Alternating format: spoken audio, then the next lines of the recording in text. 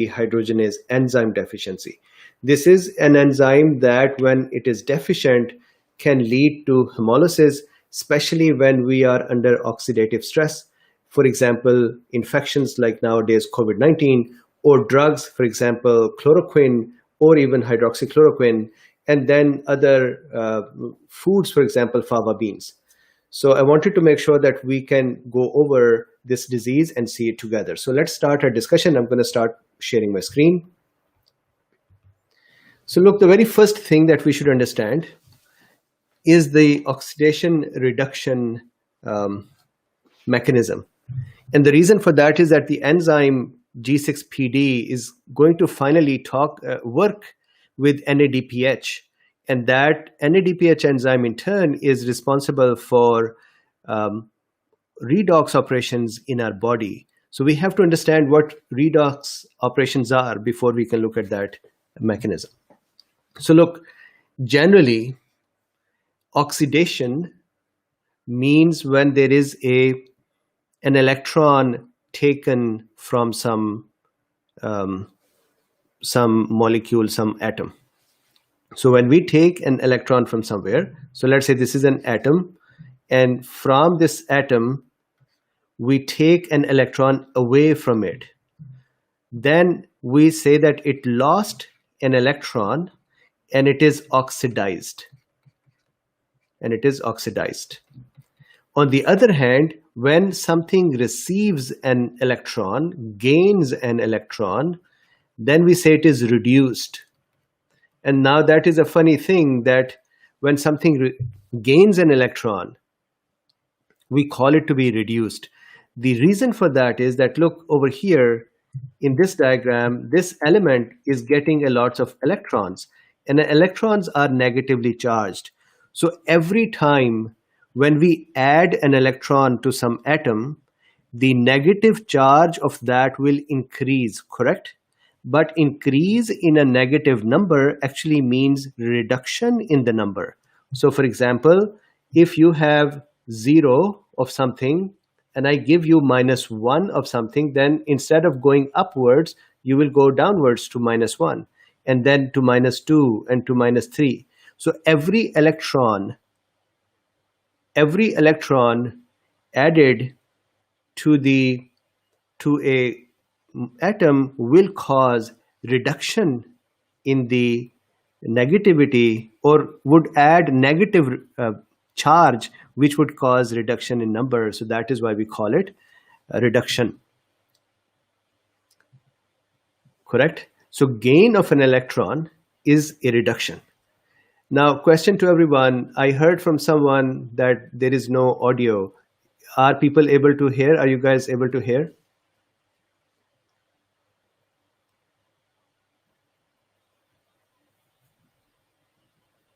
Okay, so can you hear me? Okay, perfect. So Jim says yes. So yes, so there are many mnemonics as well for this. For example, there is a mnemonic which is Leo, that is loss of an electron is an oxidation, or Leo says GER, and GER is gain of an electron is reduction.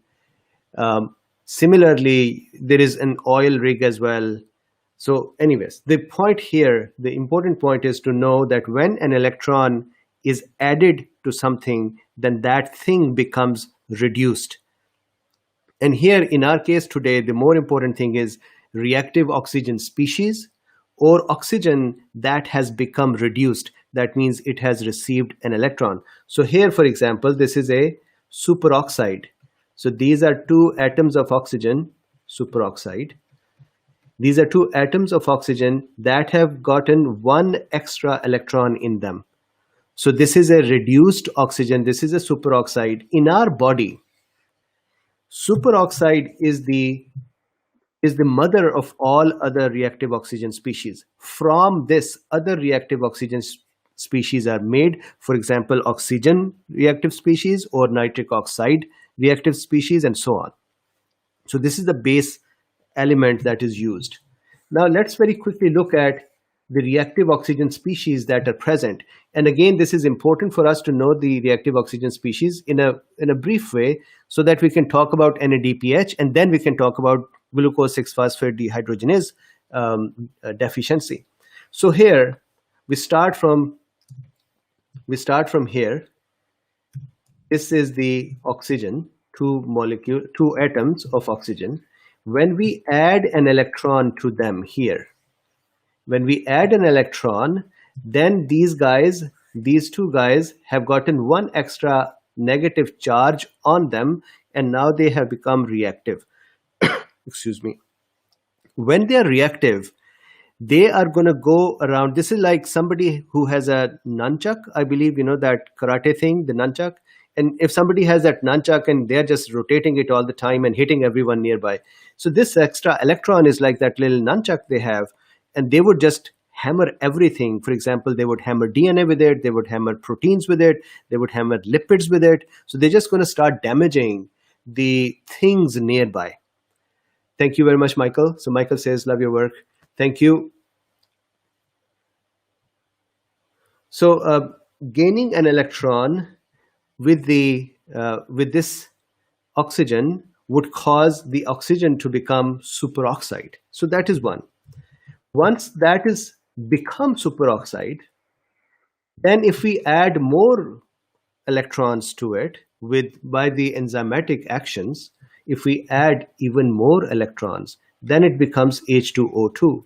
So here is the H2O2 guy. And again, this is hydrogen peroxide, and this can in turn give rise to OH and HO through the Fenton reaction, in which we use ferrous or copper to once again split the H2O or H2O2 into OH and HO. The point again is that from this H2O2 or hydrogen peroxide, we can further make hydroxyl radicals as well, which are also reactive oxygen species. Finally, if we give even more electron to this hydroxyl radical, then we make water, H2O2, which is a good thing. So normally these reactions occur in the electron chain in our mitochondria. So mitochondria is using electrons to make ATP. So during that electron chain, the end result is water. And this whole thing, this whole line of activity is fine. This is a good thing that we start from oxygen and we go to water. In that process, we generate ATP. Normally, these oxygen radicals that are produced, they are given from one protein complex to the other protein complex to the next protein complex, and everything is good. However, sometimes these leave the electron chain and they get out. They kind of leak out, or they can be leaked out because of other enzymatic actions that are happening inside the mitochondria, which can pull these electrons out.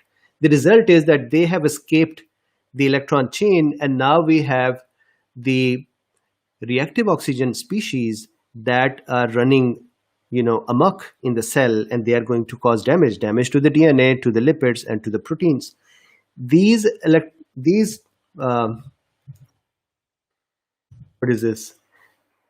reactive oxygen species can be formed from extrinsic factors as well.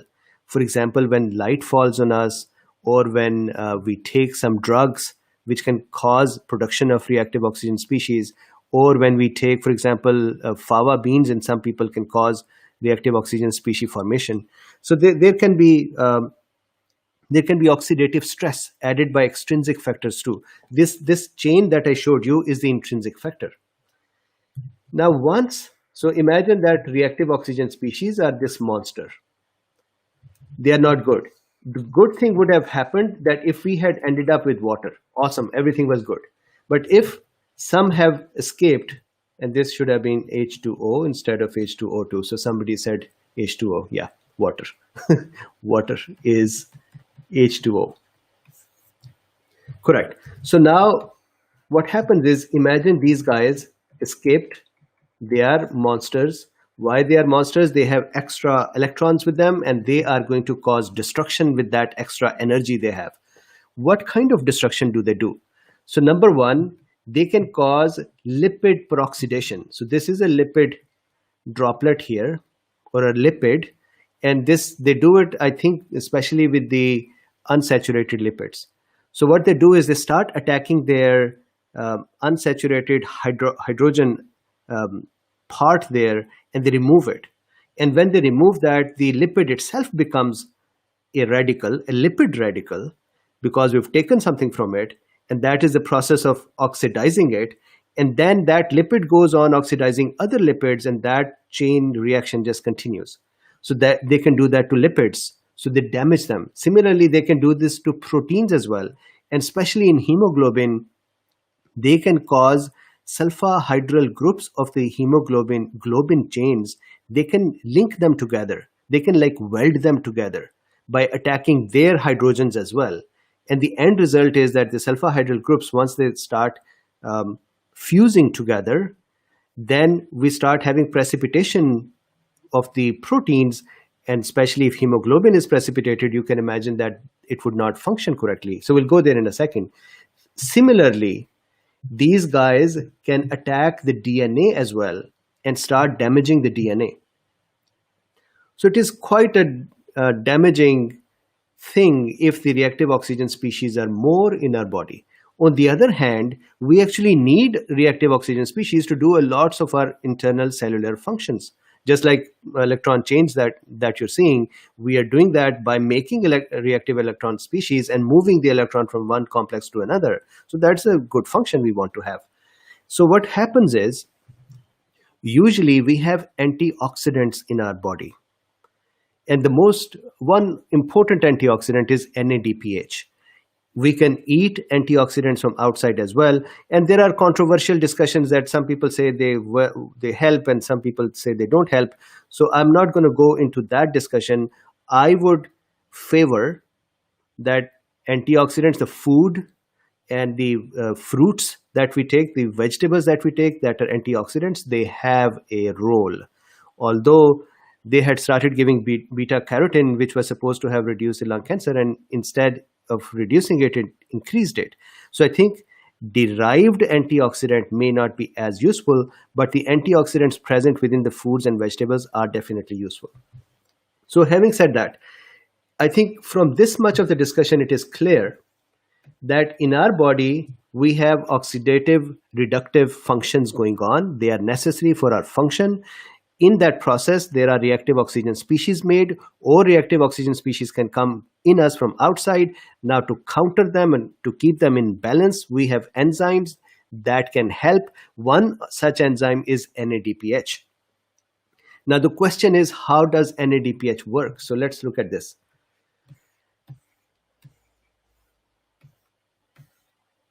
Here. So let's look at glucose metabolism or metabolism for a second. So here we have glucose. So this is the glucose that we ate. It is sitting in the interstitial tissue or in the blood, and we want this to go inside a cell. Cells normally have glucose transporters that are called GLUT. Some of those transporters work without any help with the insulin. Others will have an insulin receptors attached with them.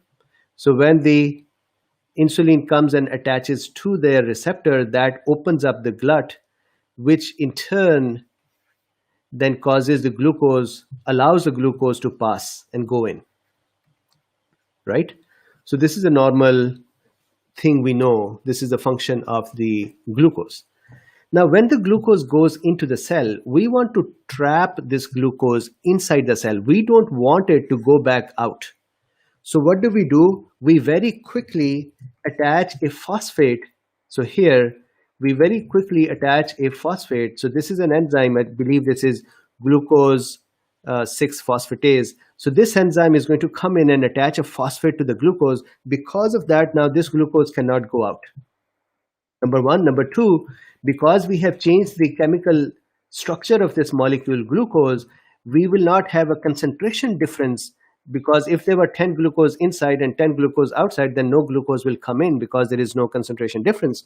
But because we have attached a phosphate to the glucose now, the concentration inside of the cell of glucose has dropped because the glucose has become a different molecule and more glucose can continue to come in. So once we have the glucose 6-phosphate, produced, which is this guy, then normally that glucose 6-phosphate would continue to become fructose 6-phosphate. From there, it would become glyceraldehyde, and then it will enter the glycolysis pathway where we will make ATP from it. So all good so far. We have glucose. Glucose comes into the cell. We quickly attach a phosphate to it, and then we put it in the pathway of glycolysis to make energy from it, ATP from it. All good? Now, let's think about one more thing. Our body also needs NADPH. NADPH here, this guy, and where in our discussion today, when you see H somewhere, you can think of that as a reduced form. That means that thing has an extra electron. So here you are seeing NADP plus. That is oxidized form of this enzyme. And this is why I tried to make this little fire over here. Oxidized. Fire, fire, fire. So then if you give it an electron, if you load an electron on NADP, then it becomes NADPH or it becomes reduced. This reduced form of NADPH with that extra electron is needed in many other oxidation reduction processes, which would help reduce the reactive oxygen species. So this is the paramount thing. This is our protector, NADPH. Now to make NADPH, we need an enzyme which is called glucose 6-phosphate dehydrogenase. Now please remember there are other ways to make NADPH as well. For example, there is a malate dehydrogenase path as well, but in the RBCs, the only enzyme that can do this is glucose 6-phosphate dehydrogenase. So look at the name, glucose 6-phosphate. So it takes a glucose, this enzyme will take a glucose 6-phosphate, which is this guy, and it would do a dehydrogenase on it. It would take a hydrogen out of it. So that will make, over here if you see, that will make 6-phosphogluconate. So there is an enzyme here. There is an enzyme here. The enzyme name is glucose 6-phosphate dehydrogenase. That is the enzyme that is the topic of the discussion today, because the deficiency of this enzyme would cause hemolysis of the red blood cells. And when we give hydroxychloroquine or chloroquine, these patients can have a crisis of hemolysis, and that kind of connects back to the COVID-19 as well. So, and here is the sad part. Yesterday, YouTube took down my hydroxychloroquine video as well, citing it is inappropriate. So now it is, ivermectin is gone, remdesivir is gone, hydroxychloroquine is gone. So I was quite bummed out yesterday. I didn't talk with anyone, and I just went and I slept because I worked so hard on these lectures, and then they just take them down saying it is inappropriate content. Anyways, that's what it is. Back here. Now remember that glucose could have gone down this track of glycolysis, but it has agreed to go into this shunt, we call it HMP shunt. It went through that pathway so that while we take energy from it, it is also going to help us make NADPH, which is also needed in the remaining body for redox operations. So glucose is doing us a favor by taking a detour and going through this route. And that route is started by glucose 6-phosphate dehydrogenase enzyme. That is why that enzyme is very important. Imagine if that enzyme is not there, or it is less in amount, then the NADPH production, this guy's production, NADPH production will reduce in our body, and NADPH is necessary to fight with the reactive oxygen species, those monsters we saw up there. And if it is not present, those monsters are going to wreak havoc and break our cells. And the most common cell that gets broken is the RBC, because that RBC only has G6PD to then make NADPH. Number one. Number two, the RBCs cannot have another enzyme to work to create NADPH. Number three, G6PD enzyme deficiency is the most common deficiency in all enzymes in the world. It is thought that there are 400 million people that are deficient in G6PD enzyme. And I'll explain a little later why. So the important step here to remember is that from this side to this side, this movement of glucose is a favor to us so that we can make NADPH.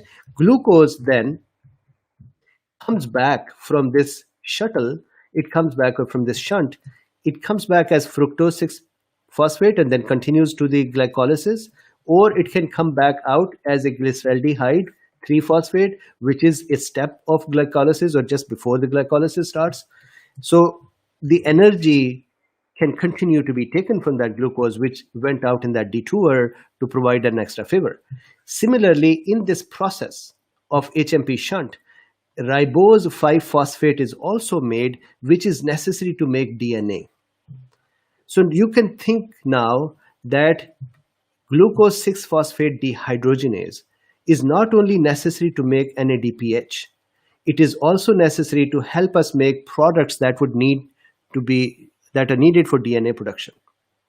And then, as a favor back to us, that glucose that we sent in this detour will come back to us and take part in the glycolysis as well. Correct? So this is so far, we have talked about reduction oxidation or oxidation reduction.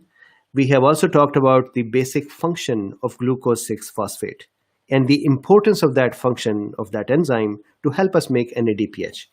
Now let's see that how the NADPH works in the red blood cells. So look, here are inside the red blood cell, and actually this happens in every cell. What we do is focus here on this side again. See this glucose 6-phosphate here, this one is getting converted into 6-phosphogluconate. And this enzyme that was working here is our friend enzyme glucose 6-phosphate. Let's give him some nice hair and give him some ears as well. So this enzyme is helping us. When that helps us, now look at this. Look at this. That is the thing we just saw up here. When that helps us, it makes in that process of making glucose to glucose 6-phosphogluconate, it converts NADP to NADPH, which is what we want. We love it. And so we say thank you to this enzyme. Then what happens is inside the RBC, we have a bunch of monsters here or reactive oxygen species, and we'll see how these are created. But imagine that we are under oxidative stress. That means we have a bunch of reactive oxygen species that are produced. When they are produced, we want them to become water. We do not want them to stay monsters and kill our DNA. Of course, RBC doesn't have a DNA, but kill our hemoglobin, for example, or kill the RBC membrane and end up killing our RBC. We don't want these monsters to be there. So what do? There is another molecule or substance called glutathione. Glutathione can actually work in here. And again, this is the H here, so reduced form. What happens is glutathione decides that, okay, guys, I will become oxidized. That is this pathway. And in that process, I'm going to work with this monster and take an electron from it and help that monster become a water, or give an electron to it and then let it become a monster, and I would become the oxidized glutathione. So this is another substance, glutathione.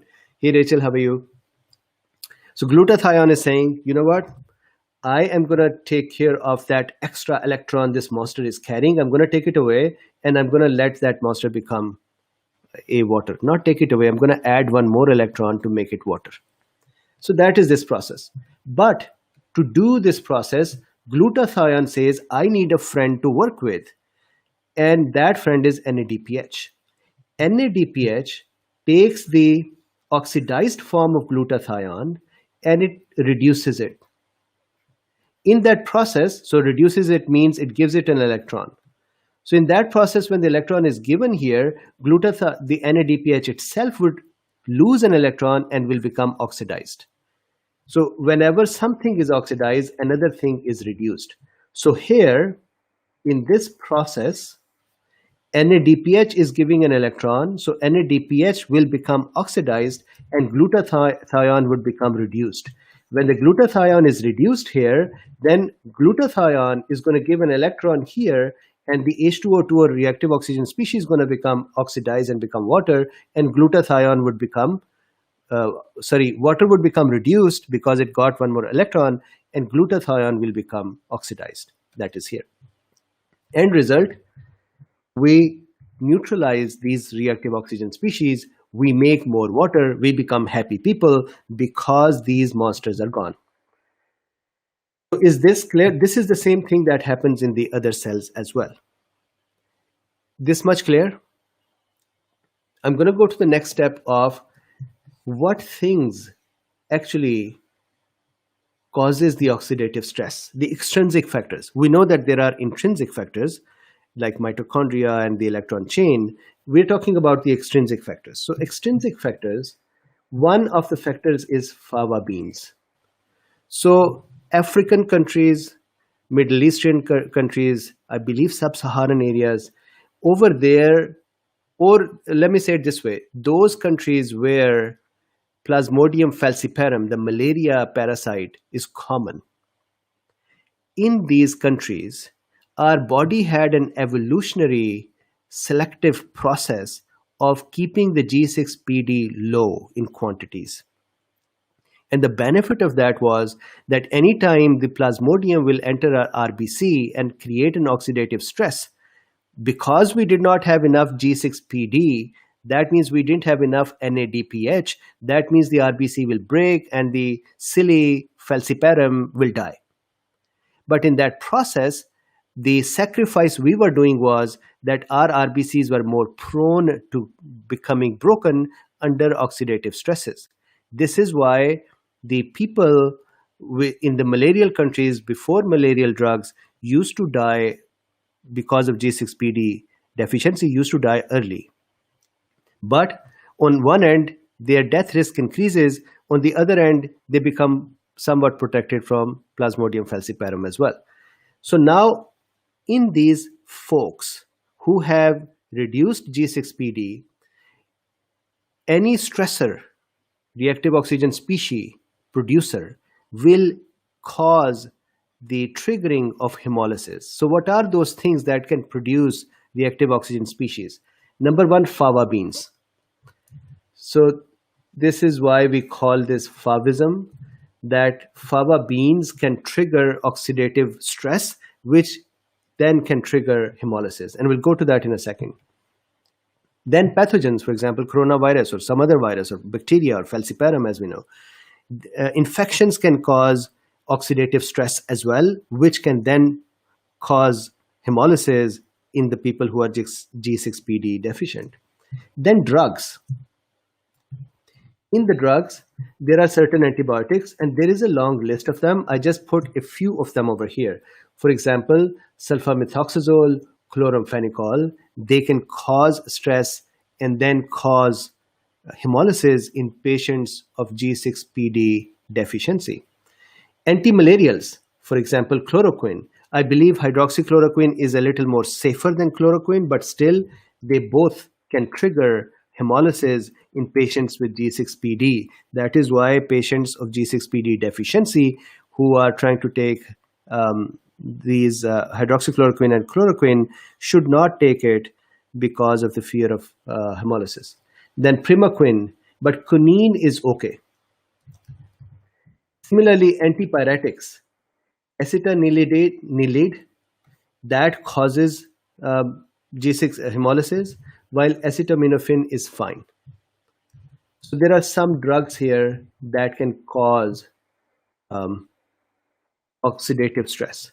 There are pathogens that can cause oxidative stress. There are foods that can cause oxidative stress. Good. So now if we go back here, of course, yes, absolutely. So now if we go back here, these are the things that can create stresses, correct? When they create stress, that creates these monsters or reactive oxygen species. We want these monsters to become water, the lovely water. And to do that, we need glutathione. Reduced glutathione will become oxidized and the water will become reduced, or the reactive oxygen species will become reduced. But for this process, we need NADPH to give us an electron. And for that, we need NADPH. And to make NADPH, we need glucose 6-phosphate dehydrogenase. If we have less glucose 6-phosphate dehydrogenase, then we will have less NADPH. And if we have less NADPH, then this chain will not work. This will not work. And we will have problem. So now let's see what is the problem. So let's talk about G6PD deficiency itself. This deficiency is because of the mutation in a gene on X chromosome. And this is a chromosome. This is a recessive disease, X-linked recessive. That means if one chromosome has a good set of genes and the other one has bad set of genes, then the good set will win and we will be fine. But here is a problem. Men only have one X chromosome. The other Y is really just a rudimentary X chromosome which died, or which is just shriveled and never opened up to work. So now we have a problem with men that they have X chromosome, and if that X chromosome has mutation on it, then they do not have another chromosome to provide healthy genes. So they will become affected. They would develop the signs and symptoms and the disease of G6PD deficiency. On the other hand, women have two X chromosomes, correct? And because they have two X chromosomes, they would have, if there is genetic mutation on one chromosome, the other good chromosome can still make good G6PD. So normally women are carriers of it. They would transmit that to their sons if the X chromosome they gave to their son is the one with the mutations on it. And so they're carrier and they give it to their son, but they themselves are rarely affected. So it is a disease that is a disease of men. So I hope that much is clear. Now let's see. Why is this RBC crying? Why does he have a flood of tears? Look, this RBC is from a man who has reduced G6PD in them. Now here is a problem. RBCs have two basic issues. Number one, RBCs don't have a nucleus, so they cannot make more enzyme. So they're given an amount of enzyme in the beginning, including J6PD, and they're sent on their way to say, guys, this is the total enzyme you have.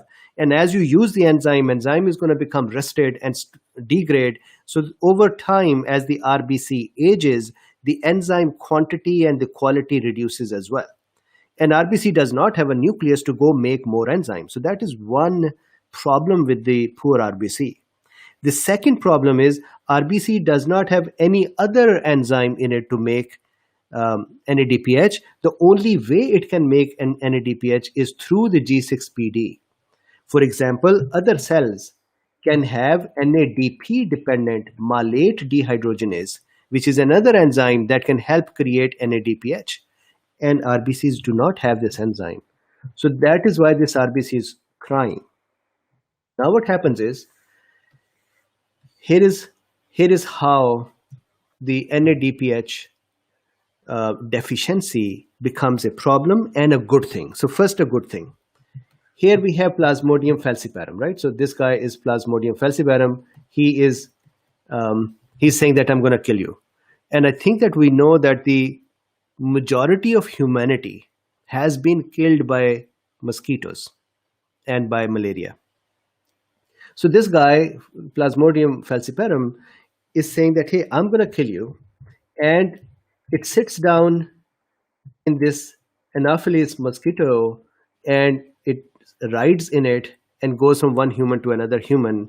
And as the mosquito sucks the blood from one human who has the malaria, then the falciparum goes in that mosquito. And then when the mosquito goes to the next person and injects that back into them, that is how the Plasmodium continues to travel. Now let's say somebody is infected with Plasmodium. So when the Plasmodium is is in us, in our RBC, what is it going to do? It is going to cause so Steve says that gotta love that crying RBC. Yeah, the RBC was not happy about the situation. So let's say that this is the plasmodium. It was sitting in an RBC. It caused oxidative stress by producing our reactive oxygen species, and that caused the RBC to break down because RBC did not have enough NADPH to neutralize those reactive oxygen species. And the reactive oxygen species did two things on this RBC. One, they damaged its membrane. They attacked the lipids and proteins in the membrane and damaged them. Second thing they did was they attacked hemoglobin and caused the hemoglobin to precipitate as well, or get stuck to the membrane and damage the hemoglobin too.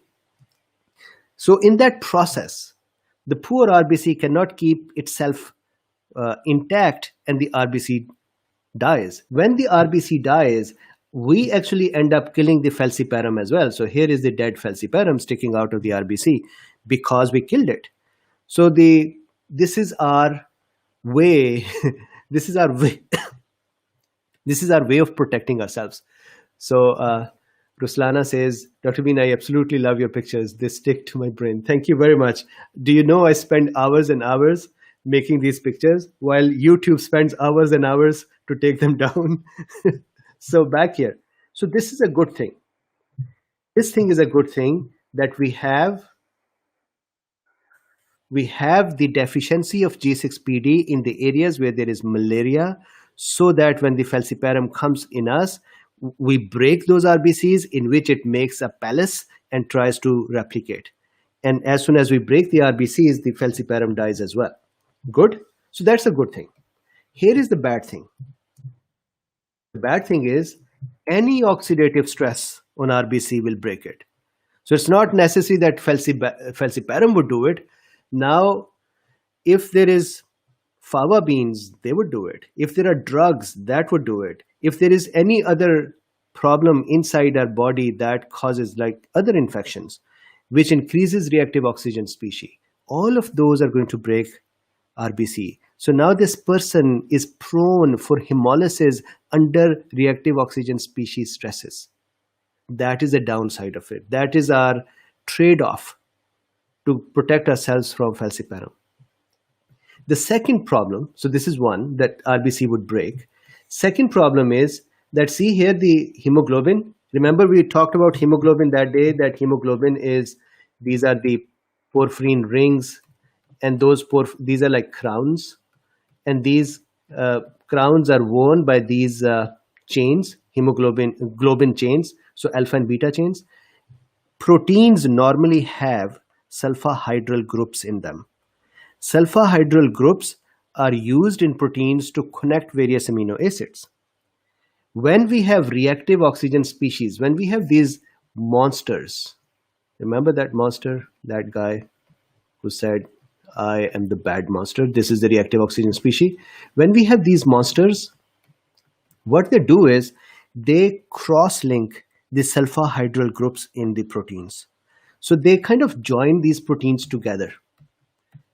And when they do it and they join the protein from other hemoglobin molecules as well, so the end result is that these joined hemoglobin proteins, they are not functional anymore. They're just kind of useless now. So they get attached to the RBC membrane and stick there. In the peripheral blood picture, these are called Heinz bodies. Now the thing is this, excuse me, the macrophages in our spleen do not like this. They do not like bad RBCs. What kind of things they do not like about RBCs? Number one, they do not like RBCs that are not flexible.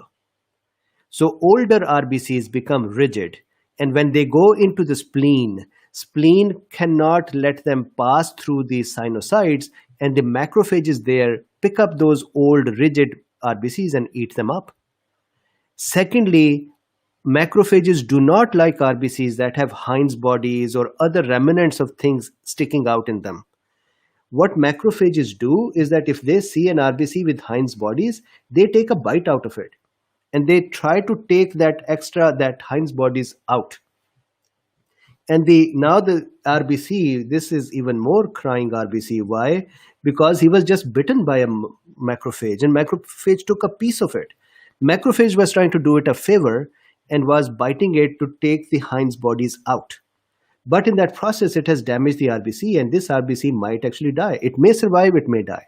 But under the peripheral blood picture, you may be able to see broken RBCs or RBCs that have a bite taken out of them. So these are called bite cells. These are called bite cells. And why are these bite cells? Because RBCs was working on them. Similarly, RBCs don't like macrophages do not like the RBCs that have too much of a tummy. So there are RBCs that may have a lot of membrane for them, so they have a tummy sticking out, and the macrophages don't like that too, and they take bites from these as well and try to shorten their membrane so they are better. So the end result is the spleen is going to break these RBCs. In that process, the spleen itself starts getting damaged because there is hemolysis going on, and there is the debris and the dead macrophages there. Macrophages normally eat about 100 things and then they die themselves as well. So in this whole process, spleen starts becoming big as well and becomes useless. So it gets damaged. So now we know that G6PD deficiency can cause an issue. What is that issue? When we have low G6PD, that causes low NADPH levels, which causes any oxidative stress will cause RBC to break down, because RBC cannot handle the reactive oxygen species because it doesn't have NADPH. Clear so far? Let's go to the symptoms for a second. Think about it. It's actually all very easy to understand. What are we getting? We are getting hemolysis, right? So somebody took, let's say, chloroquine for malaria and they have hemolysis, or they ate fava beans, or they have infections with coronavirus or some other thing, and all of a sudden they have hemolytic crisis. So what would happen? Or children that are born about 4 or 5 days after their birth, they may develop jaundice. So there is a physiological jaundice that they develop, but this is a pathological jaundice that they may develop 4 or 5 days after, and it can be severe. So number one, look, because hemoglobin is breaking down, we are going to get separate heme and globin, and we're going to get bilirubin, and we're going to get then biliverdin and so on. Remember that metabolism we've talked about. So jaundice is because we are producing a lot of bilirubin now because we are breaking down the cells. With that, of course, because we are breaking down the RBCs, we are going to cause anemia. So there is anemia, there is jaundice, and this bilirubin, if it goes to the brain, then what would happen is that would cause kernicterus. That is that the child would have bilirubin in the brain. It would stick to brain tissue. It would cause child to have various brain damage outcomes. For example, dizziness, drowsiness, fits, and so on. So kernicterus can occur. Fever can develop. And in the chronic cases, as the broken RBCs and the bilirubin continues to pass through the kidneys, and there is hemolysis happening, and there is hematuria happening, and there is load of RBCs breaking in the kidney would start failing. So renal damage and failure can occur. When there is the biliverdin present in the urine, then the urine will become tea-colored. So such people would have tea-colored urine, or children would have tea-colored urine. They may be dizzy, they may be confused, there may be back pain. What do you think back pain? Why?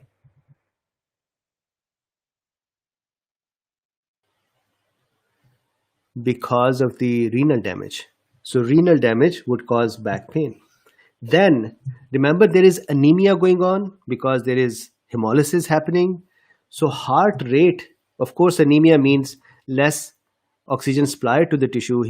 Damaged hemoglobin means less oxygen supply. So oxygen need will increase, so heart rate would increase. When there is anemic patient with increased heart rate, you would hear murmurs as well. So there'll be murmurs, there will be increased heart rate. Spleen will be enlarged because RBCs are breaking down in there. Macrophages are eating RBCs and spleen is enlarged. Liver will be enlarged for the same reason that there is now more bilirubin that it needs to process, and in that process it becomes enlarged. Cholelithiasis, gallbladder stones will be present because the hemolysis would cause the bilirubin to then go through the the gallbladder pathway to the intestine. So in that process, cholelithiasis or the stones will be formed as well. I've done a detailed lecture about it, that how does that happen. So now we have so much of the damage, and that all is actually related to hemolysis. Finally, how do we usually diagnose G6PD deficiency?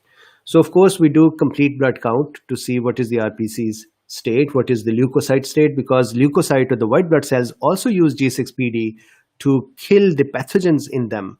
So that is the oxygen burst they do, and they make reactive oxygen species, and then they need NADPH to work in that process. And then they make bleach, and then they kill pathogens. So if we have NADPH deficiency, there may be leukocyte count that is low as well, because poor leukocytes are now not able to fight the infection, but they're going there to fight anyways because other immune cells are calling them, and they might get killed in that process. Then peripheral blood picture, which we just discussed, in that Heinz bodies and white cells will be seen. Rapid fluorescent spot test. So what happens is, remember we talked about it, that here is the glucose 6-phosphatase, correct? And then it can be converted to 6-phosphogluconate by the G6PD enzyme, and in that process it's going to take NADP and convert that to NADPH, correct? What they do is that in this test, this 6-phosphogluconate or this format is fluorescent, while this is not. So they take patient's blood, they put NADP, they put this enzyme in there. Actually, they don't put the enzyme because we're testing for the enzyme. They put NADP and this glucose, and then they say if the enzyme in the patient's blood is present, then the 6-phosphogluconate will be created and it would fluoresce. But if they put NADP and glucose 6-phosphatase in the patient's blood and it does not fluoresce, that means that glucose 6PD enzyme was not present and it did not convert glucose 6-phosphate to 6-phosphogluconate. And that is why it is not fluorescing. Or if it fluoresces less, that means the enzyme quantity is less. So that is a rapid fluorescent spot test, which is available actually in clinics as well. Then PCR test can be done to look at the genes. Remember, there are about 400 mutations that are possible in this gene of G6PD. Not all of the mutations cause the deficiency. Some of the mutations cause the deficiency. So PCR test can be done to pick up the gene abnormality. Acute hemolysis, if that is happening, and if you do G6PD testing, then that might come back negative, false negative. So let's say if there is a person who is actually G6PD deficient and he had an acute hemolysis, and you ask for the G6PD testing, they may not actually come back with the G6PD deficiency. The reason for that is this. We have generations of RBCs in our body. We have young RBCs that are just formed. Then we have a little bit teenager RBCs, and then we have older RBCs. So these are little old, they are teenagers, they are wearing their little hats and caps and they are dancing and stuff. And then there are baby RBCs. What happens is that in the beginning, when an RBC is formed, it is given good amount of G6PD. So G6PD is good, enough that for it to survive okay, not as other normal persons, but enough that it can live okay with that. So when the RBC reaches this age, about 120 days or 100 days or 90 days, its G6PD has now reacted with so many things that the amount is less. And now when you have hemolytic event, then these old RBCs have broken down already. What we are left with is the younger RBCs. It is just like with COVID-19 that unfortunately older people are dying more than the younger. So here in the body, in the G6PD deficiency, older RBCs die first during the hemolysis. So when you take their blood, the older RBCs are already dead. You are going to take fresh RBCs and send them for testing, and fresh RBCs have normal G6PD. So the test result will come back as a false negative. So please remember, you don't do this testing of the G6PD when the acute episode of hemolysis has occurred. You let the patient go back in remission, that means recover, and then you look for G6PD. LDH will be increased, that is an indicator of the liver and the tissue damages. Bilirubin is increased, both direct and indirect tests should be done. And of course, hemolysis is happening, so bilirubin is increased. Haptoglobin will be increased, that is the liver protein. Urinalysis should be done to see if there is blood in the urine or hemosiderin present. So urine test, liver function tests, blood test, peripheral blood picture, complete blood count, leukocyte count, fluorescence test, PCR, and that's it. And the only thing to note is not to do these tests when there was an acute hemolytic event. So this is the discussion today. I hope it was interesting to note. There are about 400 million people that have this X-linked recessive gene in them, men who have active disease, women who are carriers. Now, why is this interesting from COVID-19 point of view? Hydroxychloroquine or chloroquine can trigger hemolysis in these patients, so should not be used with them or should be used with extra care. Chloroquine should not be used in these patients at all. It's very, very toxic to them. Hydroxy, I would let a doctor make that decision. I will not say it, but this can cause severe hemolysis and can be life-threatening. So I wanted to make sure that we are aware of this. Okay, we stop here. Tell me what we want to discuss tomorrow.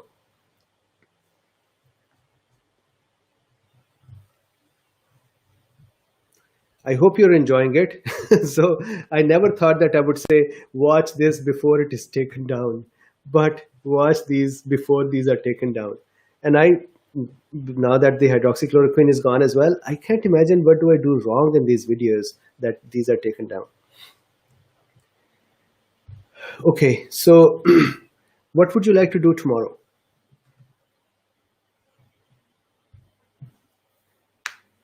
NSE? We can talk about NSE. Okay, so tomorrow we'll talk about NSE. Yes, so Bethel, you are absolutely correct that there is a long list of medications that cannot be given to the G6PD deficient folks. So let's do NSE and how it works tomorrow. You are very welcome. I am going to hang up in a few minutes. Please, my only request to you is that please like, subscribe, and share. That helps me. So thank you.